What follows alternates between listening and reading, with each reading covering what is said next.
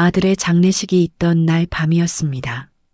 밤 11시 정호의 사진을 바라보며 혼자 앉아있던 그때였어요. 삐걱 대문이 열리는 소리가 났습니다. 이 시간에 누구지? 하면서 내다본 그 순간 저는 심장이 멈추는 줄 알았습니다. 마당에는 죽은 내 아들 정호가 서 있었습니다. 엄마, 그 목소리는 분명히 정호의 목소리였어요. 군복은 찢어져 있었고 얼굴에는 멍자국이 가득했어요. 엄마, 저예요. 정호예요. 떨리는 목소리로 말하는 아들. 그만 그 자리에 주저앉아 버렸습니다. 믿을 수가 없었습니다. 직접 장례를 치른 죽은 아들이 살아서 저를 찾아온 거예요. 도대체 무슨 일이 있었던 걸까요? 안녕하세요, 여러분. 오늘은 한 어머니가 겪은 충격적인 이야기를 준비했습니다.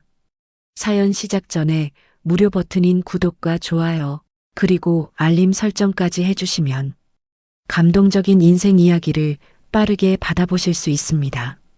그럼 오늘 이야기 바로 시작하겠습니다. 경상북도 깊숙한 산골 마을, 구불구불한 흙길 사이로 낡은 기와집들이 듬성듬성 자리 잡고 있습니다.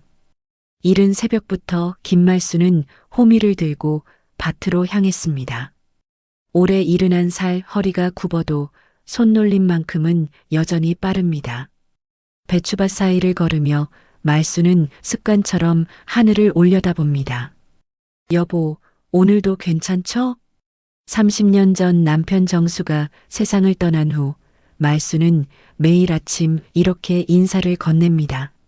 정수는 군 복무 중 훈련 사고사라는 통보와 함께 돌아왔습니다. 그때 25이던 말수는 관을 열어보고 싶었지만 군 관계자들이 안전상 문제가 있다며 막았습니다. 결국 남편의 얼굴 한번 제대로 보지 못한 채 땅에 묻어야 했습니다. 엄마한테는 정호가 있잖아. 말순의 유일한 위안은 늦둥이 아들 정호입니다. 45에 얻은 소중한 아들, 올해 25살이 된 정호는 현재 군 복무 중입니다. 매주 토요일이면 어김없이 전화가 옵니다. 엄마, 밥 챙겨 드세요. 몸 조심하시고요. 알았다. 우리 정호야. 너도 몸 조심해라. 전화를 끊고 나면 말수는 늘 같은 다짐을 합니다. 남편처럼 억울하게는 보내지 않겠다고, 정호만큼은 건강하게 제대시키겠다고 말입니다. 마을 사람들은 말순을 불쌍하게 여깁니다.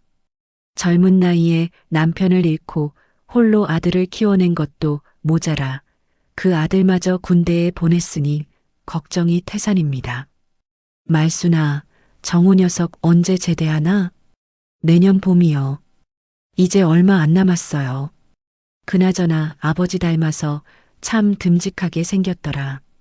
이웃들의 말에 말수는 쓸쓸하게 웃습니다. 정호는 정말 아버지를 빼닮았습니다. 키도 크고 어깨도 널찍하니 군복을 입으면 더욱 늠름해 보입니다. 하지만 성격만큼은 아버지와 달리 조용하고 신중합니다. 정호야, 아버지처럼 성급하게 굴지 마라. 세상은 생각보다 험하단다. 말수는 늘 정호에게 이렇게 당부했습니다.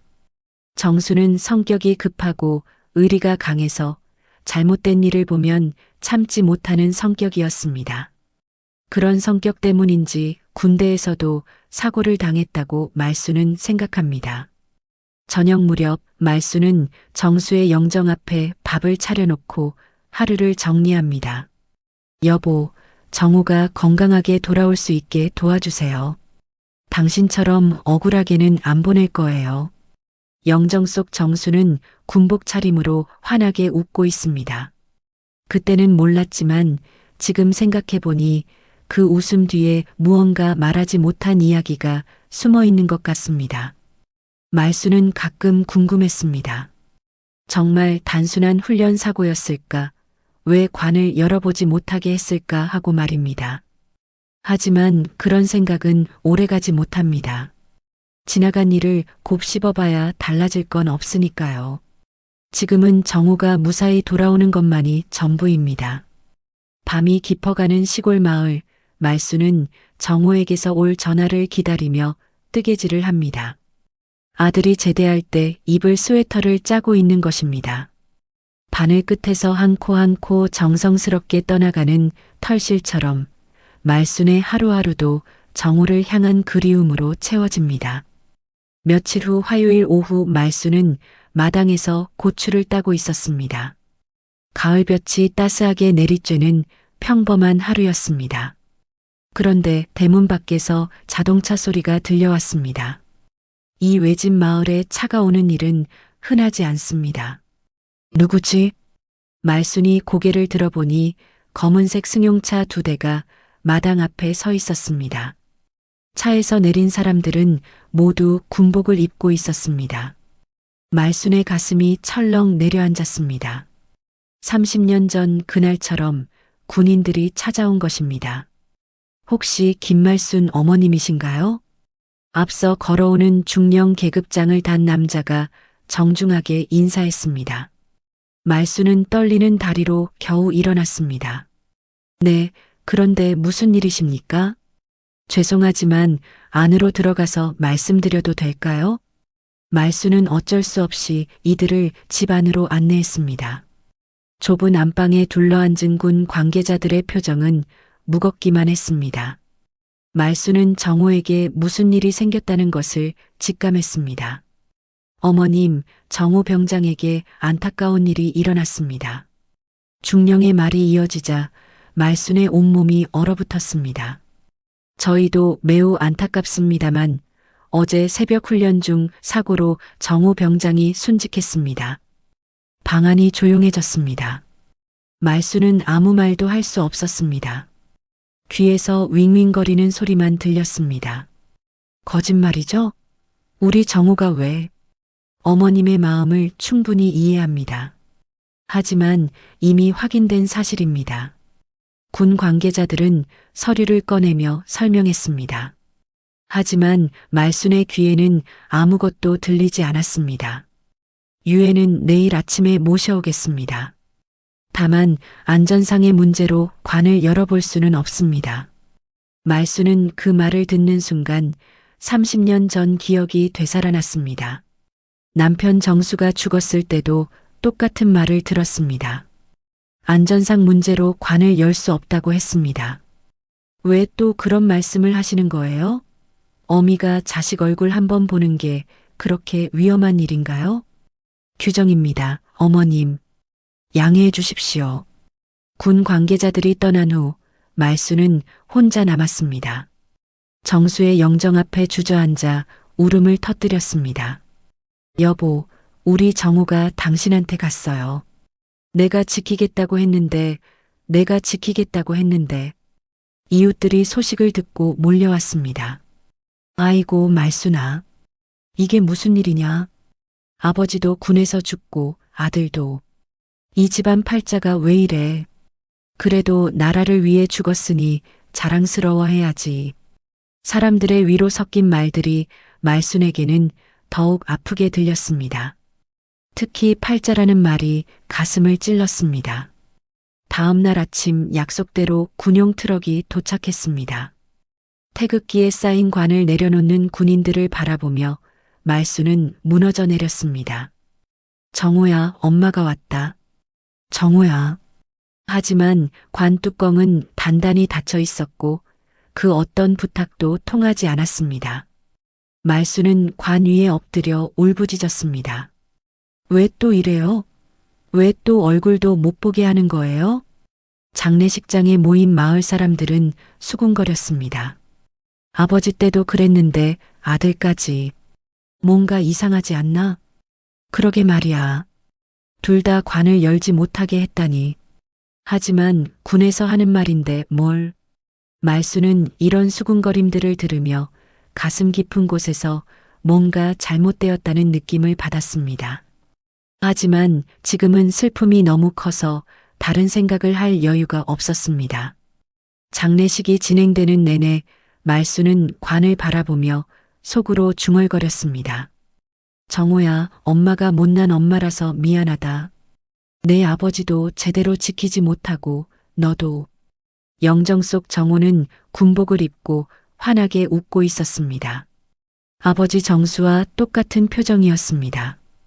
두 사람 모두 웃고 있지만 말순에게는 그 웃음이 무엇인가를 말하려는 것처럼 느껴졌습니다.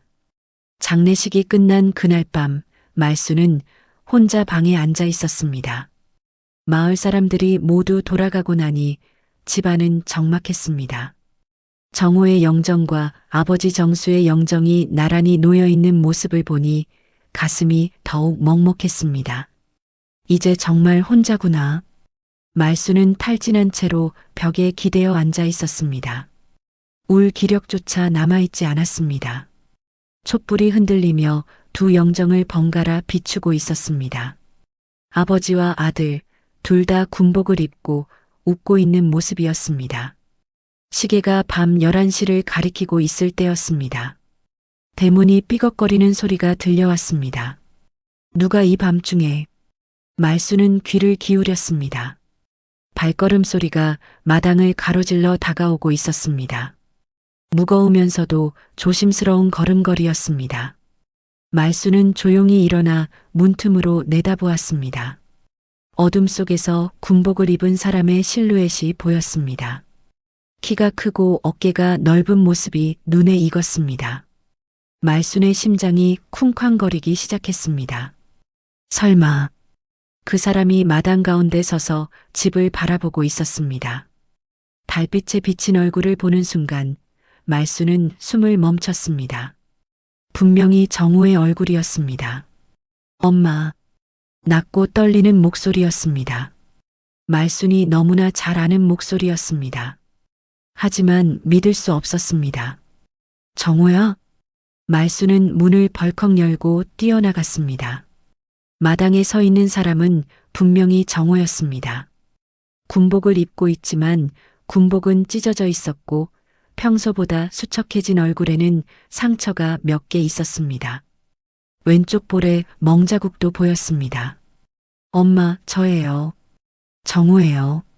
정우는 말순을 보며 눈물을 흘렸습니다.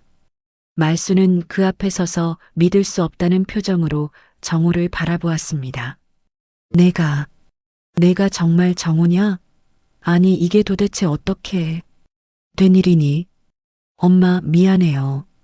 걱정 많이 끼쳐드렸죠. 말순은 떨리는 손으로 정우의 얼굴을 만져보았습니다. 따뜻한 체온이 느껴졌습니다. 살아있는 정우였습니다. 꿈이 아니었습니다. 그럼 그관은 뭐였니? 분명히 내가 죽었다고 했는데, 장례식도 치렀는데, 그건 빈관이었어요, 엄마.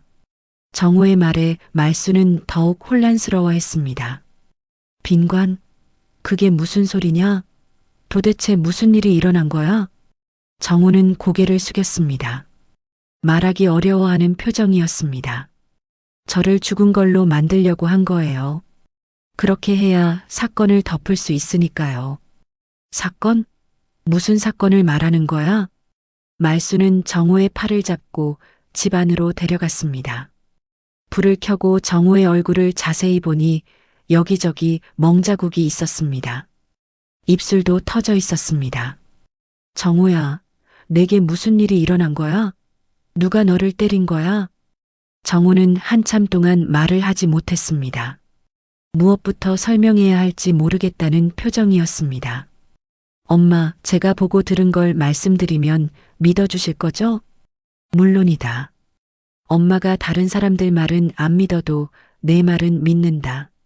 정우는 깊은 숨을 들이쉬고 이야기를 시작했습니다. 부대에서 후임병이 죽었어요. 이등병 김민수라는 애였는데 20살이었습니다. 말수는 숨을 죽이고 들었습니다. 그 애가 어떻게 죽었는데? 선임들한테 구타를 당해서 죽었어요. 매일 밤 얼차례를 받고 주먹으로 맞고 결국 견디지 못하고 세상을 떠났습니다. 말순의 얼굴이 굳어졌습니다. 그런데 지휘관들이 사건을 덮으려고 했어요. 사고사로 처리하려고요. 그의 부모님께는 훈련 중 실족사라고 거짓말을 했습니다. 그래서 저는 그게 잘못된 거라고 생각했어요. 그의 부모님은 진실을 알 권리가 있잖아요. 그래서 증거를 모으기 시작했습니다. 정호는 주머니에서 작은 기억장치를 꺼냈습니다. 이 안에 모든 증거가 들어있어요. 구타 장면을 찍은 영상, 지휘관들이 사건을 조작하려는 대화 녹음, 관련 문서들. 말수는 그것을 바라보며 떨었습니다. 그걸 어떻게 구한 거니? 몰래 휴대폰으로 녹음하고 촬영했어요. 화장실에 숨어서, 복도에서, 때로는 생활관에서도요. 위험했지만 누군가는 해야 할 일이었어요. 그런데 어떻게 내가 죽었다고? 정호의 표정이 어두워졌습니다. 들켰어요. 제가 증거를 모으고 있다는 걸 알게 된 거예요. 분대장이 제 휴대폰을 뒤져보고 발견한 겁니다. 그래서 그날 밤 저를 따로 불러서 협박했어요. 입 다물라고, 아니면 큰일 난다고요. 하지만 저는 거부했습니다. 정호는 계속해서 설명했습니다. 그 다음 날부터 저를 제거하려는 계획이 시작됐어요. 저를 죽이고 김민수 사건의 책임을 제게 떠넘기려는 거였어요. 제거? 저를 가해자로 만들고 저도 죽여서 사건 자체를 묻어버리려고 했어요.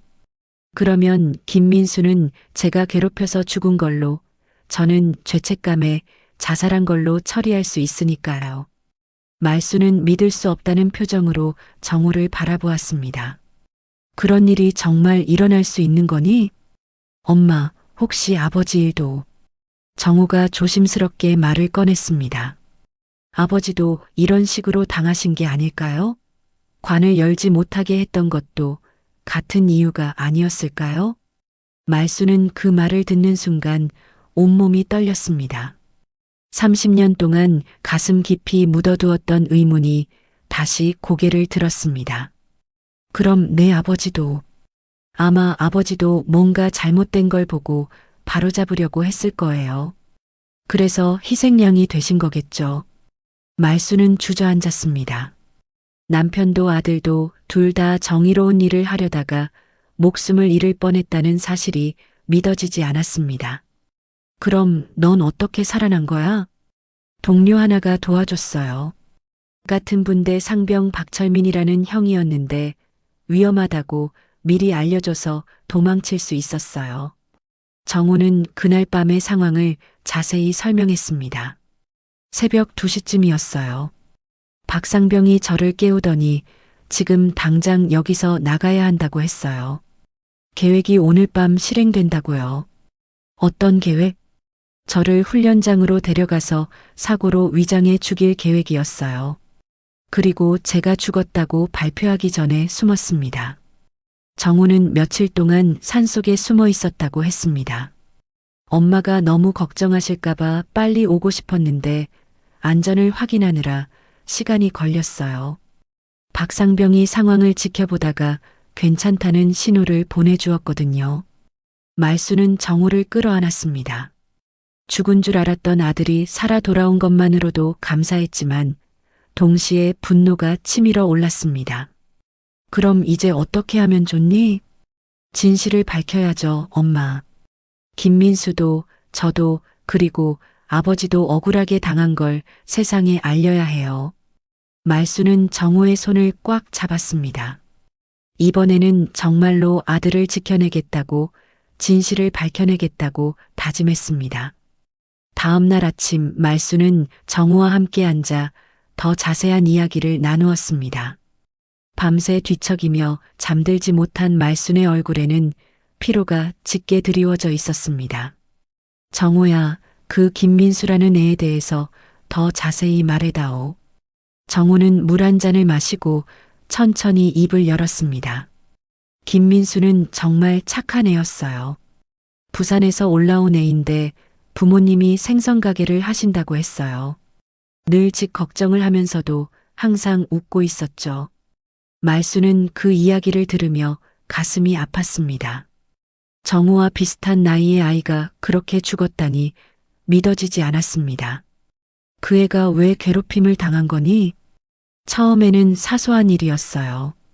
세면대를 제대로 청소하지 않았다고, 침상 정리가 엉망이라고.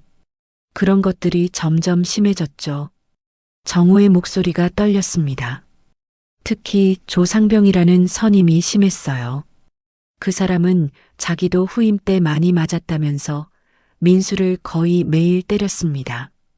그런 걸 왜 아무도 말리지 않은 거니? 말렸어요, 처음에는. 하지만 조상병이 너희도 당하고 싶냐고 협박하면서부터는 다들 무서워서 못했어요. 정호는 자신의 무력함을 자책하는 표정이었습니다. 저도 마찬가지였어요.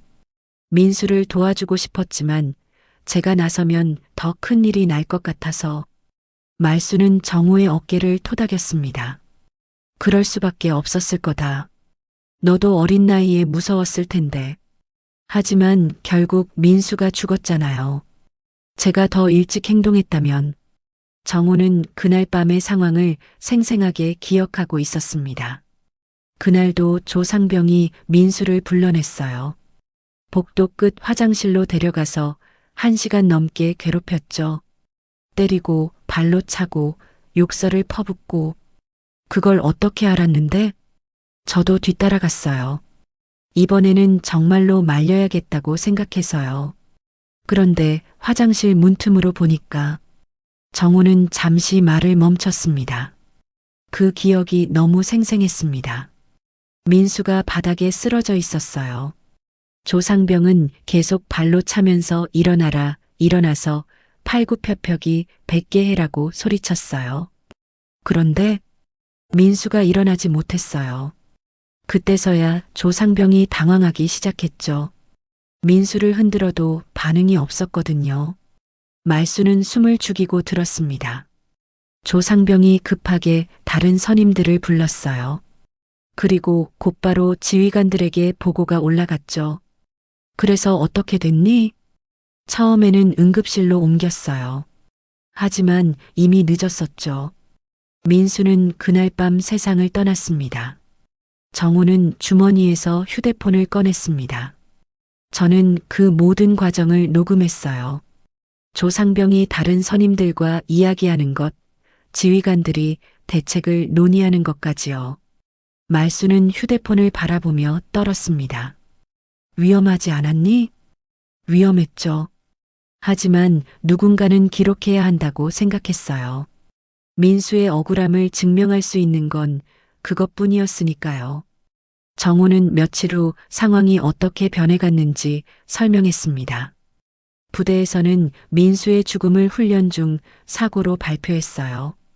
야간 행군 중 넘어져서 머리를 다쳤다고 거짓말을 했죠.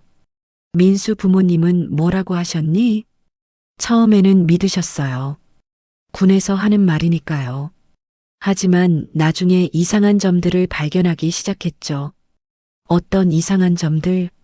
민수 몸에 있던 상처들이 넘어져서 생긴 게 아니라는 걸 알게 된 거예요.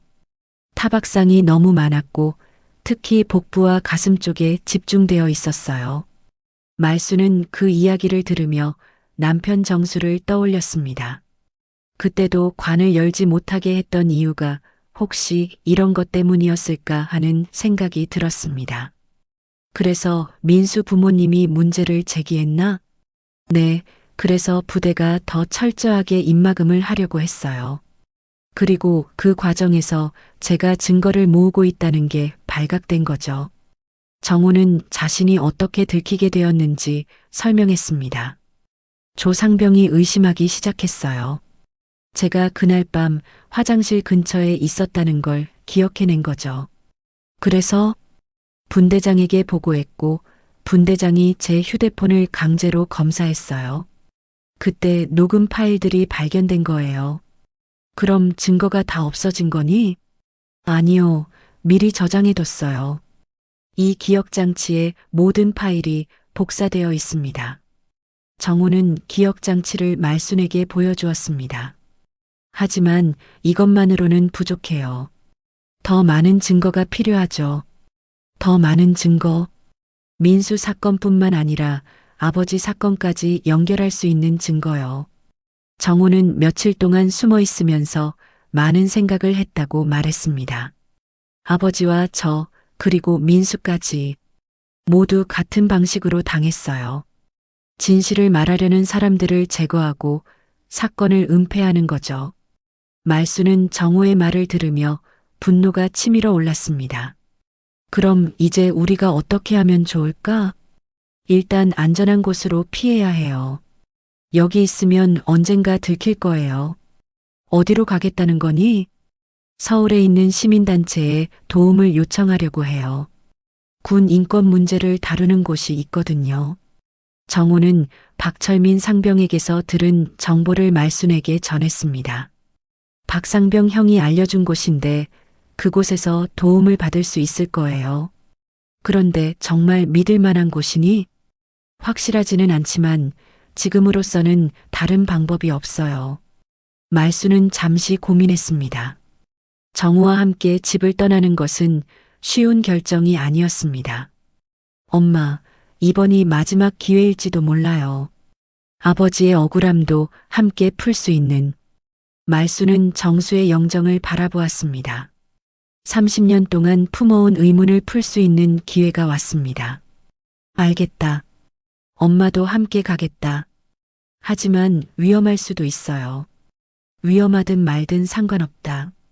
이번에는 끝까지 가보자. 말수는 정호의 손을 꽉 잡았습니다. 아들을 지키고 남편의 명예를 회복하기 위해서라면 무엇이든 할 준비가 되어 있었습니다. 그때 대문 밖에서 자동차 소리가 들려왔습니다. 정호와 말수는 동시에 긴장했습니다. 혹시 또 군인들이 온 건 아닐까? 정호는 조용히 창문으로 밖을 내다보았습니다. 검은색 승용차 한 대가 마을 입구에 서 있었습니다.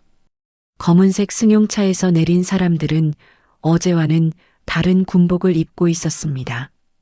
헌병대 완장을 차고 있는 것이 보였습니다.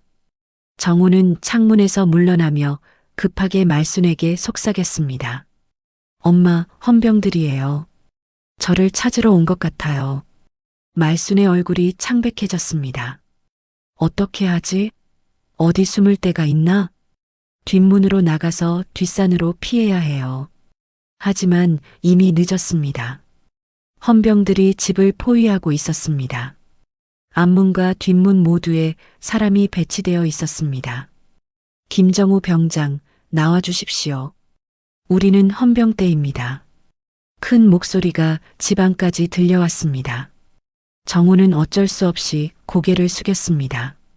엄마, 이제 끝인 것 같아요. 아니다, 포기하지 마라.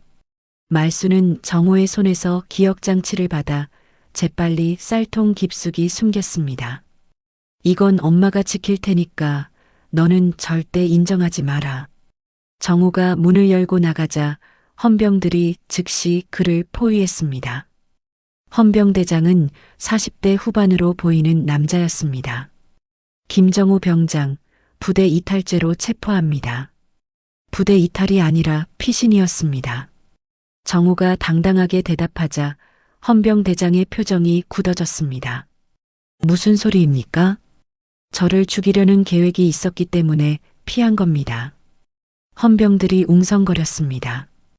헌병대장은 말순을 바라보며 말했습니다. 어머님, 이 사람은 이미 공식적으로 순직 처리된 사람입니다. 지금 여기 있는 것 자체가 말이 안 됩니다. 말순이 앞으로 나섰습니다. 그럼 그 빈관은 뭐였습니까? 왜 우리를 속였죠? 빈관이라니요? 무슨 말씀이신지. 헌병대장은 당황하는 기색을 보였습니다. 어머님, 혹시 정신적인 충격으로 착각하고 계신 건 아닙니까? 착각이 아닙니다. 제 아들이 여기 살아있잖아요. 말순의 목소리가 떨렸지만 단호했습니다.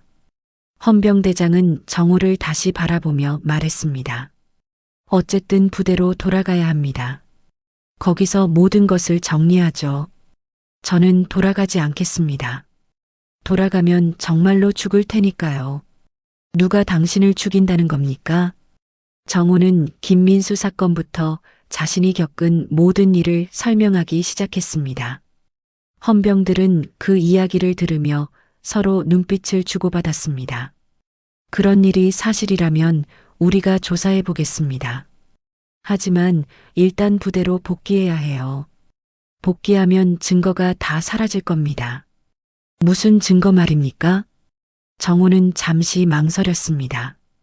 기억장치 이야기를 해야 할지 고민되었습니다.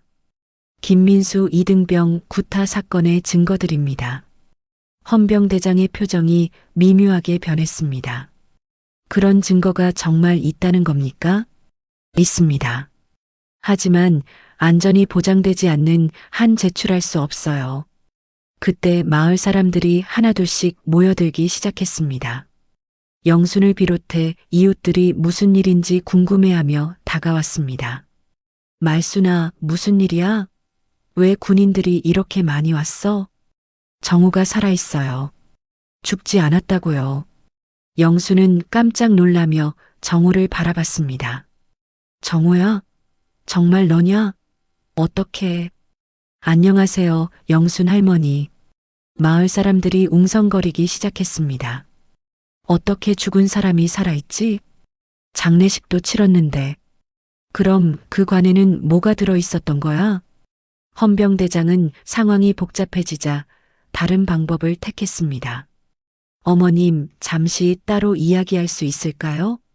말순과 헌병대장은 집 안으로 들어갔습니다. 헌병대장은 문을 닫고 나서 목소리를 낮췄습니다. 어머님, 상황을 정리해 드리겠습니다. 무슨 소리입니까? 정우 병장은 이미 공식적으로 사망한 것으로 처리되었습니다. 지금 살아있다는 것 자체가 문제가 되는 거예요. 말수는 이해할 수 없다는 표정이었습니다. 제 아들이 살아있는 게 왜 문제가 됩니까? 여러 가지 복잡한 사정이 있어요. 하지만 해결 방법이 있습니다. 헌병대장은 가방에서 서류를 꺼냈습니다. 정우 병장이 조용히 부대로 돌아가고 이 모든 일을 없었던 것으로 한다면 어머님께 상당한 보상금을 드릴 수 있습니다. 보상금? 국가유공자 가족으로서 받을 수 있는 모든 혜택에 추가로 위로금까지 드리겠습니다. 말수는 그 말을 듣고 화가 났습니다. 돈으로 해결하자는 말입니까? 현실적인 해결책입니다. 어머님, 아들의 목숨을 돈으로 사겠다는 거군요. 그런 게 아닙니다. 정우 병장의 안전을 위해서예요. 헌병대장은 계속해서 설득했습니다. 어머님, 생각해 보세요. 정우 병장이 주장하는 일들이 사실이라 해도 그것을 증명하기는 어려워요. 오히려 더 큰 위험에 빠질 수 있습니다. 그럼 김민수라는 애는 어떻게 됩니까?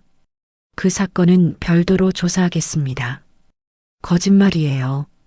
덮으려고 하는 거잖아요. 말순의 목소리가 높아졌습니다. 어머님, 너무 흥분하지 마세요. 좋게 해결하려는 건데. 좋게 해결이라니요?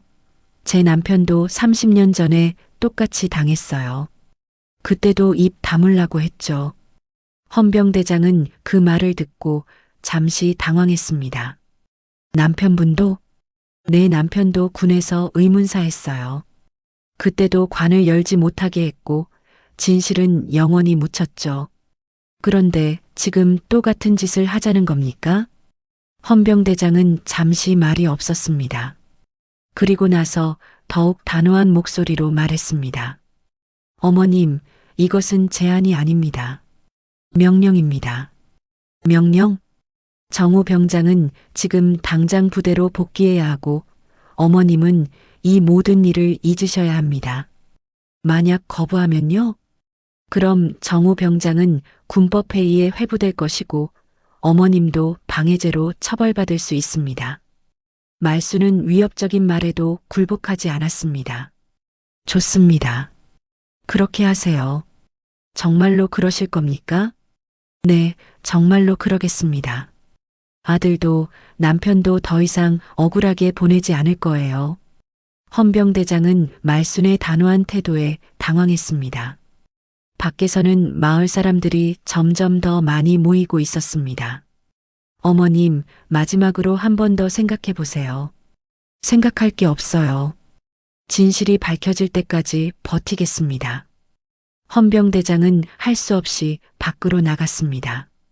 정우는 여전히 헌병들에게 둘러싸여 있었지만 마을 사람들이 그 주변에 모여 상황을 지켜보고 있었습니다. 김정우 병장, 마지막 기회입니다. 순순히 따라오십시오. 정우는 말순을 바라봤습니다. 말순은 고개를 끄덕이며 신호를 보냈습니다. 저는 부대로 돌아가지 않겠습니다. 여기서 진실을 말하겠어요. 그 순간 헌병들이 정우에게 달려들었습니다. 마을 사람들이 웅성거리며 구경했습니다. 야, 저 애가 뭘 잘못했다고 저래. 죽었다가 살아난 것도 신기한데 또 잡아가네. 정우는 끌려가면서도 마을 사람들에게 소리쳤습니다. 김민수 이등병을 기억해 주세요. 구타로 죽은 20살 청년을 잊지 말아주세요. 헌병들이 정우를 차에 태우고 떠나자 말수는 주저앉아 울었습니다. 하지만 포기하지 않았습니다. 아직 기억장치가 남아 있었습니다. 정우가 끌려간 후 마을에는 정막이 흘렀습니다. 말수는 집안에 혼자 남아 정수의 영정 앞에 앉았습니다. 마을 사람들은 하나둘씩 자기 집으로 돌아갔지만 영순만은 말순 곁에 남아 있었습니다. 말순아, 괜찮겠나? 정우가 또 잡혀갔는데. 괜찮아요, 영순 언니. 이번에는 다를 거예요. 말순의 목소리는 떨렸지만 의지만큼은 확고했습니다. 영순이 돌아간 후 말순은 쌀통에서 기억장치를 꺼냈습니다. 작은 장치 안에 모든 진실이 담겨 있다고 생각하니 손이 떨렸습니다. 여보, 이번에는 정말로 진실을 밝혀낼 거예요. 정우도 당신도 더 이상 억울하게 두지 않을 거예요. 말수는 정우가 말했던 서울의 시민단체를 찾기로 결심했습니다. 하지만 혼자서는 어떻게 해야 할지 막막했습니다. 다음 날 아침 예상치 못한 방문객이 찾아왔습니다. 20살 남짓해 보이는 젊은 군인이었습니다. 말수는 경계심을 품고 문을 열었습니다. 혹시 김말순 어머님이십니까? 네, 그런데 누구세요? 저는 박철민 상병입니다. 정우와 같은 부대에서 복무하고 있습니다. 말수는 깜짝 놀랐습니다. 정우가 말했던 바로 그 사람이었습니다. 정우를 도와준 그 박 상병. 네, 맞습니다. 급한 일이 있어서 외박을 내고 왔습니다. 박철민은 주변을 살피며 조심스럽게 말했습니다. 안으로 들어가서 이야기해도 될까요? 말수는 박철민을 집 안으로 안내했습니다. 박철민은 정우의 안부부터 물었습니다. 정우는 어떻게 됐습니까? 어제 헌병들이 와서 잡아갔어요. 박철민의 얼굴이 어두워졌습니다. 역시 그럴 줄 알았습니다. 정우가 어떻게 될까요? 지금 부대는 난리가 났어요. 죽은 사람이 살아 돌아왔다고 해서 모든 계획이 틀어졌거든요. 박철민은 부대 상황을 자세히 설명했습니다. 조 상병과 관련 지휘관들이 모두 긴급회의를 하고 있어요. 어떻게 수습할지 논의 중입니다. 그럼 정우가 위험한 거네요? 아직은 괜찮을 거예요. 워낙 시끄러워져서 함부로 손을 댈 수는 없을 테니까요. 박철민은 가방에서 몇 장의 문서를 꺼냈습니다. 이걸 가져왔어요. 이게 뭐예요? 김민수 이등병 사건과 관련된 추가 자료들입니다. 정우가 미처 수집하지 못한 것들이에요. 말수는 문서들을 받아보며 놀랐습니다. 의무기록부터 시작해서 부대 내부 보고서까지 다양한 자료들이 있었습니다. 어떻게 이런 걸 구했어요? 저도 나름대로 준비를 해왔거든요. 정우만 혼자 위험을 감수할 수는 없잖아요. 박철민은 김민수 사건의 은폐 과정을 상세히 설명했습니다. 민수가 죽은 후 의무대에서 작성한 최초 기록에는 타박상이라고 되어 있어요. 하지만 이틀 후 수정된 기록에는 추락으로 인한 외상으로 바뀌었습니다. 누가 바꾼 거예요? 부대 군의관이에요. 하지만 군의관도 억지로 한 것 같아요. 처음에는 거부했거든요. 말수는 그 이야기를 들으며 남편 정수의 일을 떠올렸습니다. 박상병, 혹시 30년 전 일도 알 수 있을까요? 어떤 일 말씀이세요? 제 남편 김정수도 군에서 의문사했어요. 그때도 지금과 비슷한 상황이었을 것 같은데. 박철민은 잠시 생각하더니 고개를 끄덕였습니다.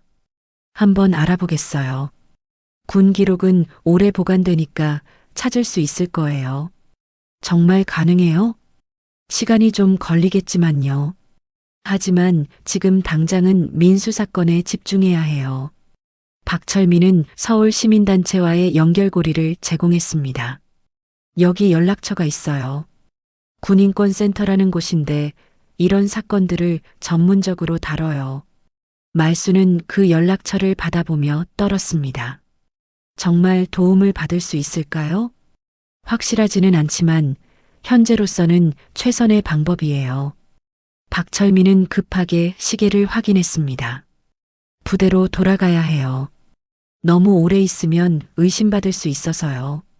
박상병, 왜 이런 위험한 일을 하는 거예요? 박철민은 잠시 망설이다가 대답했습니다. 저에게도 동생이 있어요.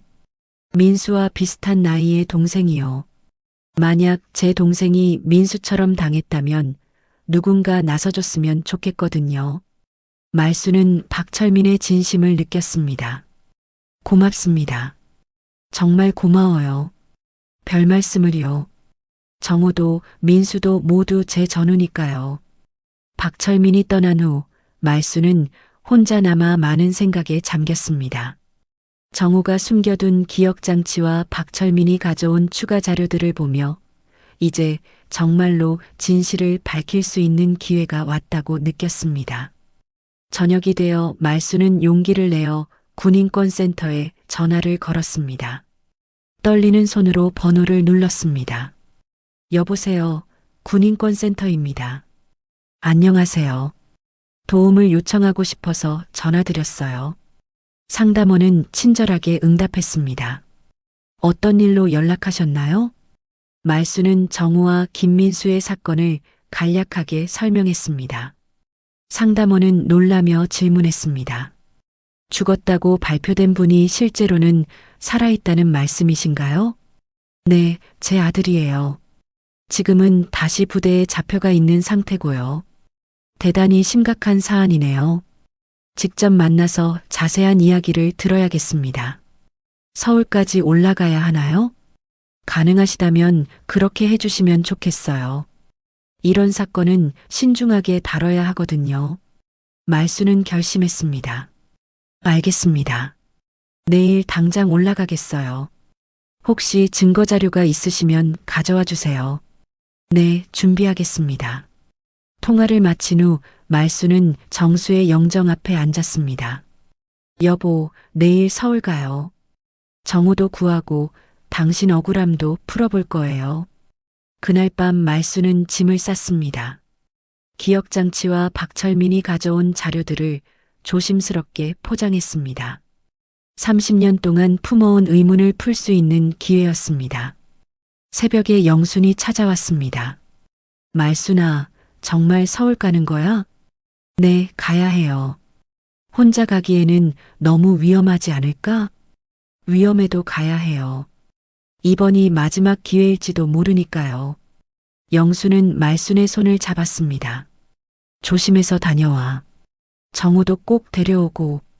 네, 꼭 데려올게요. 말순은 마을을 떠나며 돌아보았습니다. 정수와 함께 살았던 추억이 깃든 곳이었습니다. 하지만 이제는 진실을 위해 떠나야 할 때였습니다. 버스 안에서 말수는 창밖을 바라보며 다짐했습니다. 정우를 구해내고 김민수의 억울함을 풀어주고 남편 정수의 명예를 회복시키겠다고 말입니다. 서울에 도착한 말수는 군인권센터를 찾아갔습니다. 도심 한복판의 작은 사무실이었지만 문 앞에는 많은 사람들이 줄을 서 있었습니다. 모두 말순과 비슷한 사연을 가진 사람들 같았습니다. 김말순 어머님이세요? 젊은 여성 활동가가 말순을 맞았습니다. 이름표에는 이지영 변호사라고 적혀 있었습니다. 네, 맞습니다. 어서 들어오세요. 전화로 말씀해 주신 사건 정말 충격적이었어요. 상담실에 앉은 말순은 가져온 자료들을 꺼냈습니다. 정호의 기억장치와 박철민이 제공한 문서들이었습니다. 이게 모든 증거입니다. 이지영 변호사는 자료들을 하나씩 살펴보며 놀라워했습니다. 이 녹음 파일들 정말 충격적이네요. 김민수 이등병이 구타당하는 소리까지 생생하게 들려요. 정말 도움이 될까요? 충분히 도움이 됩니다. 하지만 문제가 있어요. 무슨 문제인가요? 이 자료들만으로는 부족해요. 더 결정적인 증거가 필요합니다. 이지영은 컴퓨터를 켜며 설명했습니다. 군 당국에서는 이런 자료들을 조작된 것이라고 주장할 가능성이 높아요. 실제로 그런 사례들이 많았거든요. 말순의 얼굴이 어두워졌습니다. 그럼 어떻게 해야 하나요? 현장에 있던 목격자들의 증언이 필요해요. 그리고 의학적 증거도 확보해야 하고요.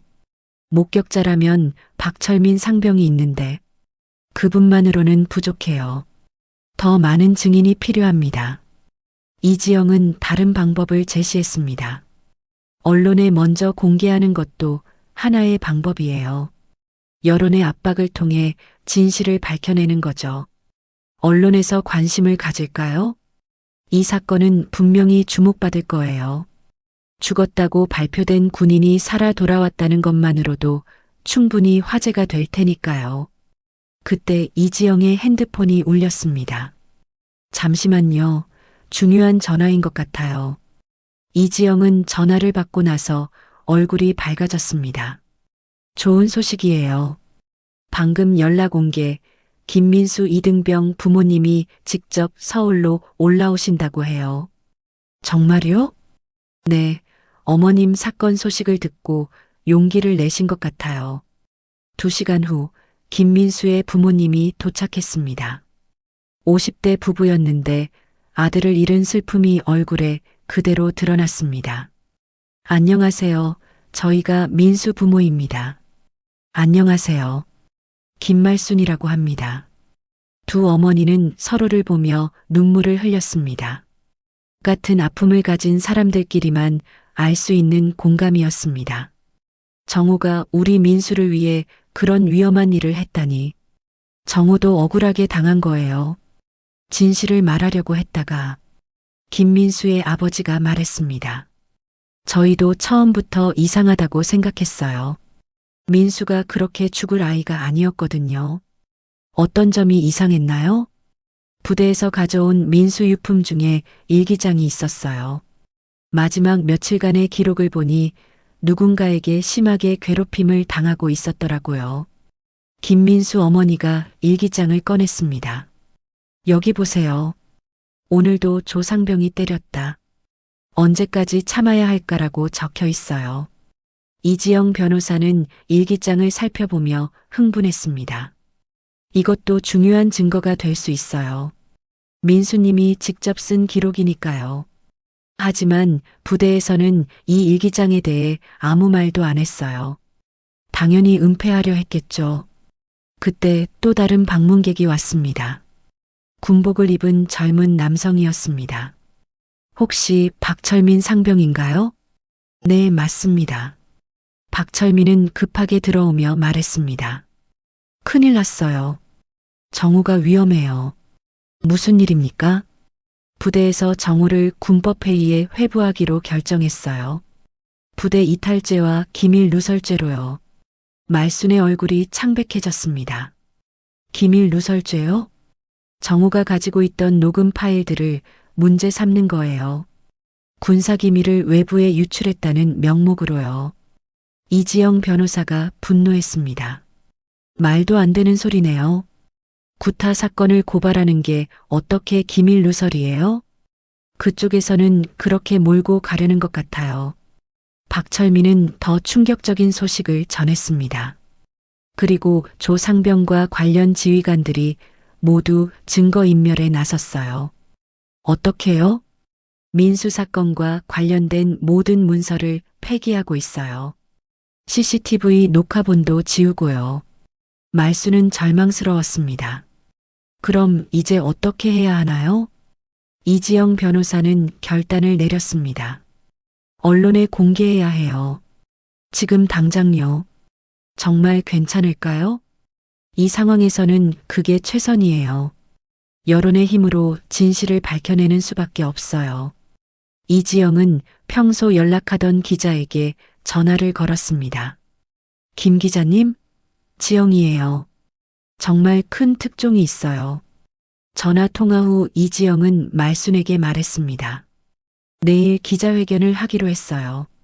모든 걸 공개하는 거예요. 준비할 시간이 있을까요? 하룻밤이면 충분해요. 이미 모든 증거가 준비되어 있으니까요. 그날 밤 말수는 호텔에서 잠들지 못했습니다. 내일이면 모든 것이 세상에 알려집니다. 정우와 김민수 그리고 남편 정수의 억울함이 모두 밝혀질 것입니다. 다음 날 아침 기자회견장에는 많은 기자들이 몰려왔습니다. 이지영 변호사가 먼저 사건의 개요를 설명했습니다. 오늘 이 자리는 군대 내에서 일어난 심각한 인권 침해 사건을 고발하기 위해 마련되었습니다. 말순이 마이크 앞에 섰습니다. 떨리는 목소리로 이야기를 시작했습니다. 제 아들 김정우는 죽지 않았습니다. 하지만 진실을 말하려 했다가 죽은 것으로 조작되었습니다. 기자들이 웅성거리기 시작했습니다. 그리고 20살 김민수 이등병은 구타로 죽었습니다. 하지만 부대에서는 이를 은폐하려 했습니다. 말수는 준비해온 자료들을 공개했습니다. 정호의 녹음 파일이 회견장에 울려 퍼졌습니다. 도와주세요, 제발. 아파요. 김민수의 마지막 목소리였습니다. 기자들의 표정이 경직되었습니다. 이것이 우리 군대의 현실입니다.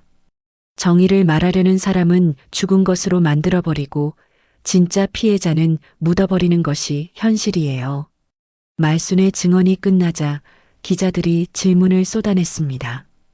그 순간 회견장 뒤쪽에서 소동이 일어났습니다. 헌병들이 들어와 말순을 체포하려 했습니다. 김말순 씨, 기밀 누설죄로 체포합니다. 하지만 기자들과 시민단체 관계자들이 이를 막아섰습니다. 지금 뭐 하는 거예요? 기자회견 중인데. 국민의 알 권리를 방해하지 마세요. 그 모든 장면이 생중계되고 있었습니다. 전 국민이 지켜보는 가운데 진실이 밝혀지고 있었습니다. 기자회견이 생중계되는 가운데 벌어진 체포 시도는 오히려 사건에 대한 관심을 더욱 증폭시켰습니다. SNS를 통해 영상이 빠르게 퍼져나갔고 시민들의 분노가 폭발했습니다. 군대가 진실을 은폐하려 한다. 김정우 병장을 석방하라. 김민수 이등병을 위한 정의를 실현하라. 온라인과 오프라인에서 동시에 시위가 벌어졌습니다. 말수는 시민단체의 보호 아래 체포를 피할 수 있었지만 긴장된 상황은 계속되었습니다. 사흘 후 국정감사장에서 이 사건이 다뤄졌습니다. 국방부 장관이 국회의원들의 질타를 받고 있었습니다. 장관님, 죽었다고 발표한 군인이 살아있다는 게 말이 됩니까? 그것은 조사 중인 사안입니다. 조사 중이 아니라 은폐하려 했던 거 아닙니까? 국방부 장관은 땀을 흘리며 답변했습니다. 철저히 조사해서 책임자를 처벌하겠습니다. 그 순간 국회의원 중 한 명이 폭탄 발언을 했습니다. 장관님, 이 사건이 단순히 최근의 일만은 아닌 것 같은데요. 30년 전에도 같은 방식의 은폐가 있었다는 증언이 나오고 있습니다. 그런 사실은 확인된 바 없습니다. 그럼 김정수 하사의 사건도 다시 조사하실 건가요? 장관은 당황하며 답변을 피했습니다. 하지만 이미 언론의 관심은 30년 전 사건으로까지 확대되었습니다. 일주일 후 군 검찰에서 특별수사팀이 구성되었습니다. 김민수 사건뿐만 아니라 정수의 사건까지 함께 수사하기로 결정된 것입니다. 말수는 검찰청에서 조사를 받았습니다. 특별수사팀장은 의외로 진지하게 사건을 다뤘습니다.